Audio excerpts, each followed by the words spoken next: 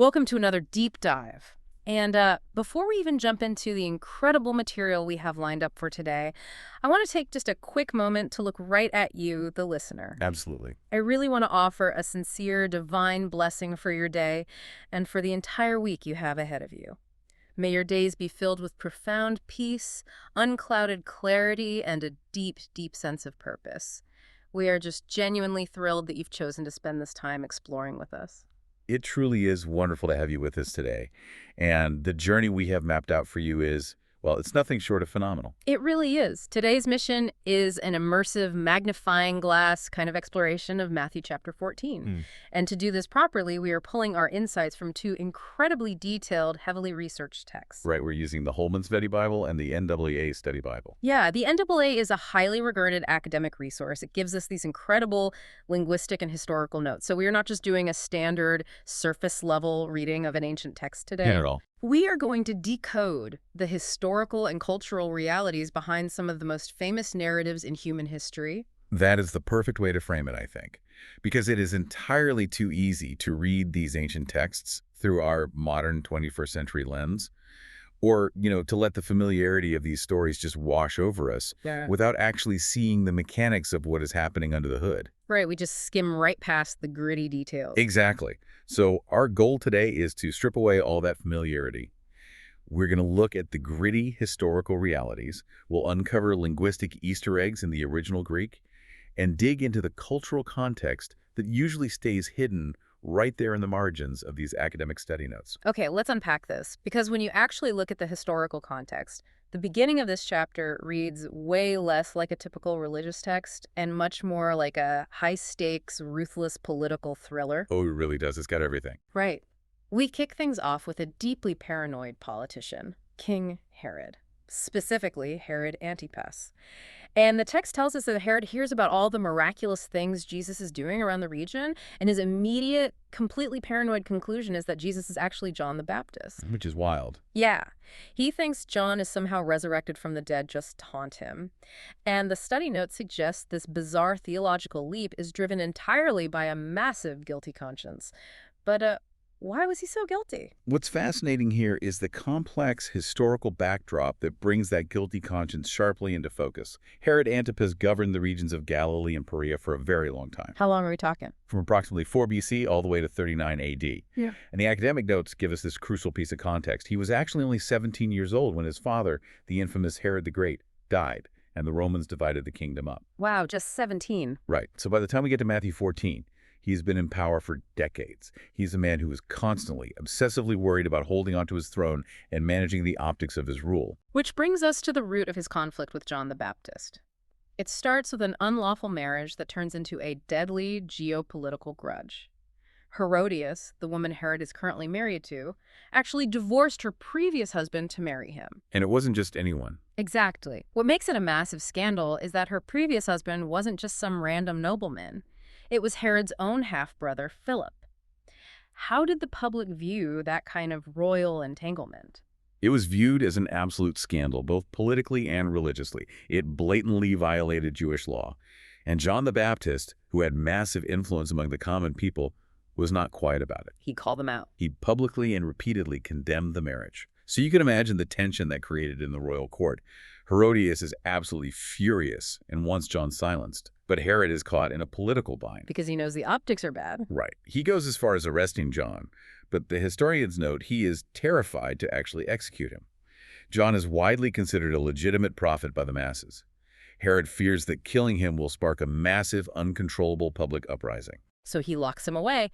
But that leads us directly to this incredibly dark and lavish birthday banquet. And the text notes that this wasn't just a casual family gathering. Not at all. This was a massive, high-pressure networking event for Herod's nobles, the military commanders, the absolute elite of Galilean society. And right in the middle of all this decadence, Herodias' daughter performs a dance for the guests. What did the sources tell us about her? Historically, she is known as Salome. And the academic notes point out a rather chilling detail regarding the customs of the time. She was likely only around 12 to 14 years old. Oh, wow. That changes the tone completely. It does. The Holman research describes the dance as being likely sensual or even erotic in nature, designed specifically to please Herod and his powerful, probably intoxicated guests. And it works entirely too well. He gets completely carried away. He gets caught up in the grandeur of the moment, the applause of his peers, and he makes a highly public, completely rash oath to give this young girl whatever she wants. And the trap snaps shut. Herodias has instructed her daughter in advance exactly what to ask for if this happens.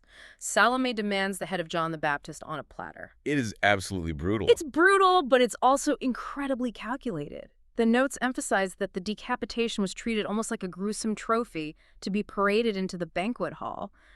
Where exactly did all of this happen? The historical reality of the location adds a whole new layer of grim intimidation to the story. The first-century historian Josephus tells us that John was being held in the fortified palace of Machaerus. Machaerus. Yes, this was not some standard city prison.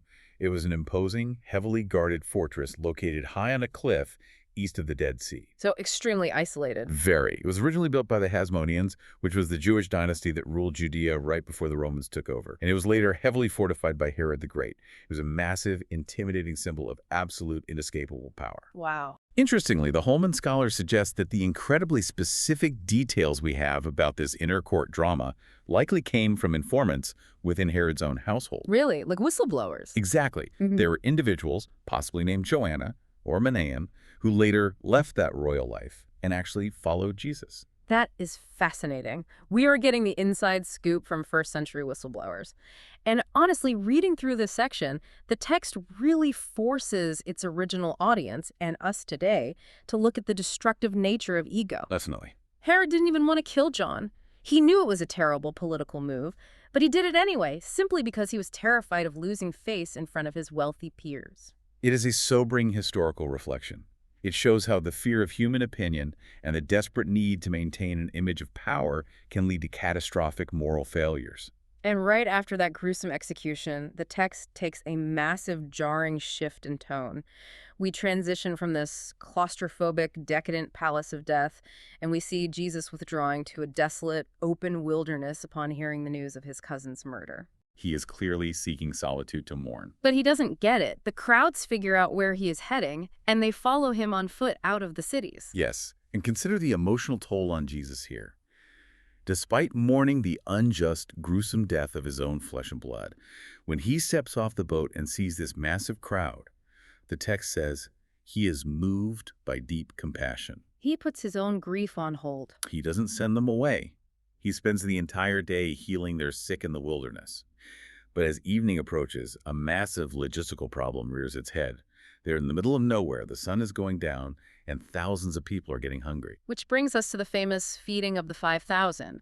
And here's where it gets really interesting, because that number is incredibly deceptive, isn't it? What do the sources say about the actual size of this crowd? The actual number is staggering. The ancient cultural convention of the time was to only count the men in an official tally. So the 5,000 figure only represents the adult males. Right, which leaves out a huge portion of the crowd. Exactly. When you factor in the women and children who were undoubtedly present and following along, the study notes estimate the actual crowd size was somewhere between 10,000 and 15,000 people. 15,000 people out in a deserted area. The disciples look at this sprawling mass of humanity, and they understandably panic. Their solution is entirely practical. They say, send them away before it gets completely dark so they can go to the surrounding villages and buy their own food. It was the only logical thing to do. But Jesus completely flips the script. He tells the disciples, you feed them. But they only have 5 loaves and 2 fish. And let's be clear about what that actually looked like, because we aren't talking about 5 massive loaves of sourdough and 2 giant salmon here. Not at all. The sources are very specific about what constituted meager provisions in that era. The loaves were essentially small barley cakes. Think of something roughly the size of a small dinner roll or a very modest piece of French bread. Okay. And the fish. The original Greek uses the word opsarion, which refers to tiny, likely pickled or dried fish. Like a sardine. Yes, very much like that. They weren't even considered the main course. They were used basically as a salty relish to help the dry barley bread go down. It was literally A young boy's packed lunch. So basically, Jesus is looking at a couple of dinner rolls and some salty sardine relish, and he's supposed to feed a stadium of people with it. It is mathematically absurd. It is. But he takes it, he blesses it, he breaks it, and the disciples distribute it. And the text notes that everyone eats until they are completely satisfied. That alone is incredible. If we connect this to the bigger picture, the theological layers that the academic scholars highlight here are profound. First off, it's worth noting that this is the only miracle of Jesus' earthly ministry that is recorded in all four Gospels: Matthew, Mark, Luke, and John. That tells you how pivotal this event was for the early church. It must have been a defining moment for their understanding of who he was. Absolutely. The scholars highlight incredible historical and scriptural parallels that a first-century Jewish audience would have immediately recognized. There is a clear connection to the Old Testament prophet Elisha in the book of 2 Kings, who also miraculously multiplied a small amount of food for a crowd. Oh, I see the connection. But even more significantly, this portrays Jesus as the new Moses. Right. Just as God provided manna, miraculous bread from heaven, for the nation of Israel as they wandered in the wilderness during the Exodus, Jesus is now providing miraculous bread in the wilderness for a new gathering of Israel. I love that connection to the Exodus. And you really can't ignore the leftovers. They don't just scrape by with enough for a quick snack. After everyone has gorged themselves, the disciples gather up 12 large baskets full of broken pieces. Is there a specific reason the text focuses on the number 12? There is. The NAA scholars are explicit about the symbolism of those 12 baskets. They don't just represent random surplus. The number 12 symbolically points directly to the 12 tribes of Israel. It's extremely intentional. Yes. It is a powerful, tangible demonstration of the abundance of the messianic provision. The text is communicating that Jesus isn't just offering a temporary stopgap fix for a hungry crowd. He is offering overflowing, abundant, complete sustenance for the entirety of God's people. It is such an incredible high point. But right after this miraculous feast, the narrative shifts gears abruptly again. Jesus immediately makes the disciples get into a boat to cross the Sea of Galilee while he finally goes up on the mountain to pray alone, getting that solitude he was looking for at the beginning of the chapter. And this sets the stage for one of the most intense, visually arresting, and frankly terrifying scenes in the entire New Testament. It really does. Yeah. And to help us picture exactly what these disciples were dealing with, what do the archaeological sources tell us about the boats from that era?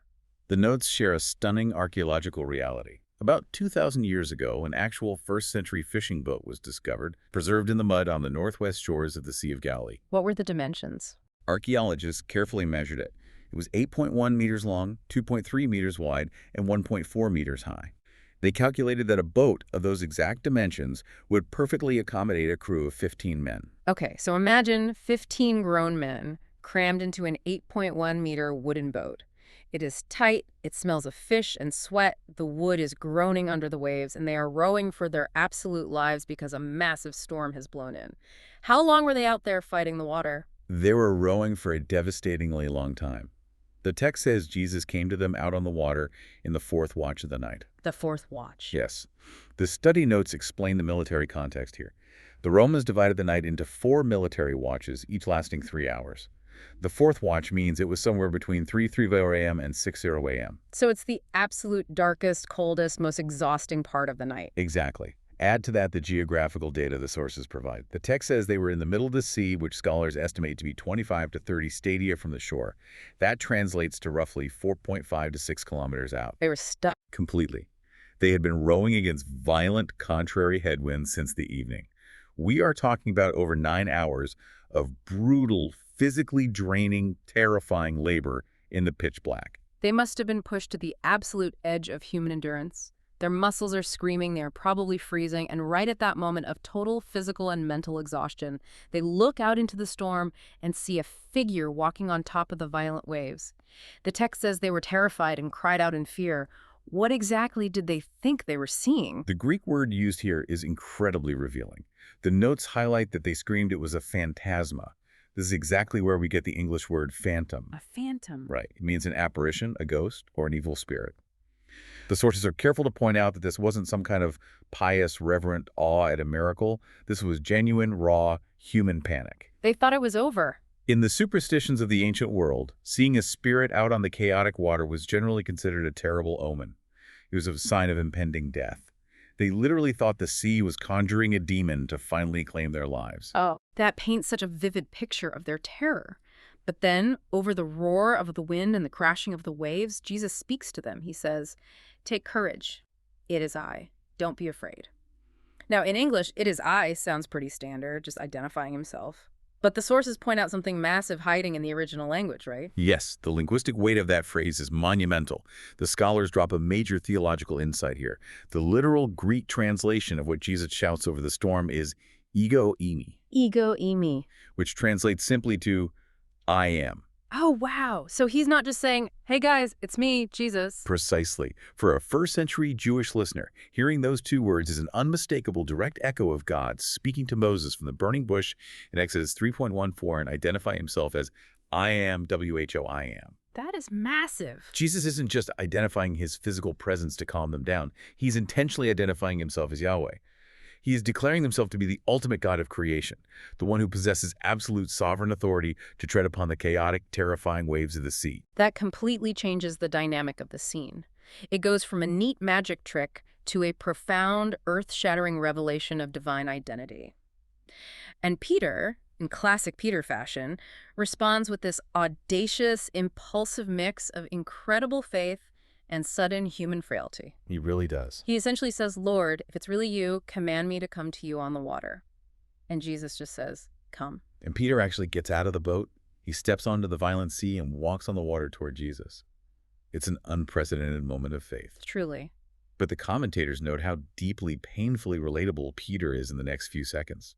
As long as his eyes are completely fixed on the I am, he does the impossible. Yeah. But the moment he actually registers the reality of the violent wind around him, human logic and doubt creep in, and he immediately begins to sink like a stone. Classic Peter. Incredible faith for about 3 seconds, and then the actual physics of the situation suddenly dawn on him. He cries out, "Lord, save me," and immediately Jesus reaches out and catches him. And he gives him that gentle but piercing rebuke. "You have little faith, why did you doubt?" Then they climb back into the boat, and the wind instantly stops, just completely dies down.